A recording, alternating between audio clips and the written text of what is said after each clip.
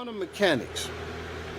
With quantum, in a nutshell, you have a theory and you have an idea that you can't scientifically prove, right?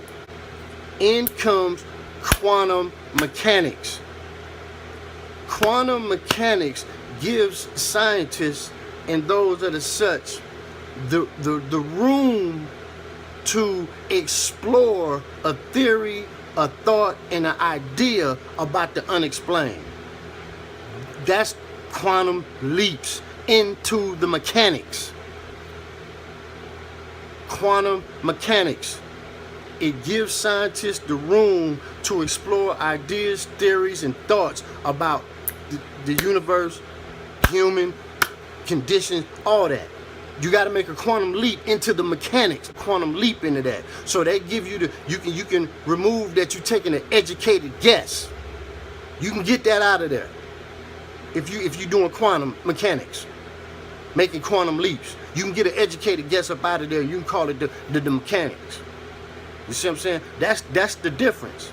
That's what that allows people to do, because what they found out is when you making quantum leaps, you jumping, you good. You are going into other dimensions that the average can't see.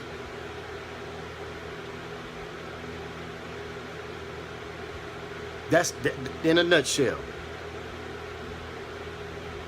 The machine, the computer program, in theory, in sight, it is operating past the third dimension, but it's human generated intel and information. It's man-made.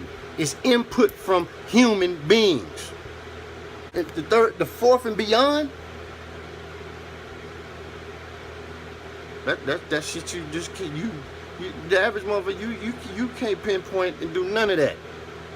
You can't do none of that. You don't know nothing about none of that. You don't know what it is.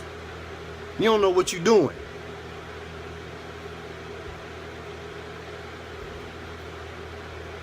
That's quantum mechanics. Motherfuckers taking quantum leaps. You understand what I'm saying? So that's the difference between the algorithm and the dimensions. So when I be talking about the dimensions, come on, man. I ain't talking about no algorithm. I'm putting into the algorithm right now by making a video. This going into the algorithm. Now when the algorithm get a hold to it and put its input on it from the programmers that then wrote the code, it's gonna pull all this you see. It's gonna pull everything I say. It's gonna pull this logo. It's gonna pull this logo. It's gonna pull this logo. It's gonna pull that sound. It's gonna take all that information and it's gonna input it into wherever I place this video. When I place this video on a specific site or social media location, it's gonna sit there. When it sits there, that video and the algorithm is gonna pull everything that's like it. It's gonna pull everything that's like it. It don't give a fuck if you white, red, yellow, brown. It don't matter. It's gonna pull all the information that they have from the 4 million people that's on that site. It's gonna pull all that information. Then you're gonna go to your home page and it's gonna give you a suggestion. When you get that suggestion, that's gonna determine how it influences you to click on that goddamn page. And the next, and the next, and so forth. When you click on it, the algorithm gets a cookie. That's good. Okay, that worked. Now they pull in more. You input more. That person input more. Now you put it together. Now you see how the machine, the program can make it seem like you angry. When all you did was had an idea and you seen some, you seen a goddamn, what they call, meme. You seen a meme. And you put that meme on your page. And it pulled all of that. The next person gonna get that, and that motherfucker gonna think, somebody mad at me. Why you feel like that? My suggestions, look at all my suggestions. They all negative. I'm depressed. I'm getting bullied. How you know you getting bullied? Who bullying you? I don't know. Just look at this shit. That's the algorithm. That's just all motherfuckers is inputting shit that then pulled your way, and you got it negatively. Then you reacted to that, and you got to doing what you do, and you input it. My favorite thing I got from the on TV, the motherfucker said the woman started a fake page to send positive tweets. See where we at? A fake page to send positive tweets. They setting up positive pages to send out negative tweets. Fake pages. A fake page to send out positive tweets. A fake page to send negative tweets as positive, and vice versa. You can work through that. That's what you're dealing with. That's what you're dealing with. Now you got a website. Now you got a blog site. Now you got to go get your information from somewhere, don't you? You ain't no roving reporter like Rona Barrett from the projects from Good Times. You ain't out there real time getting that info, right? So you go to a specific location that has the information you need, and you choose what you want.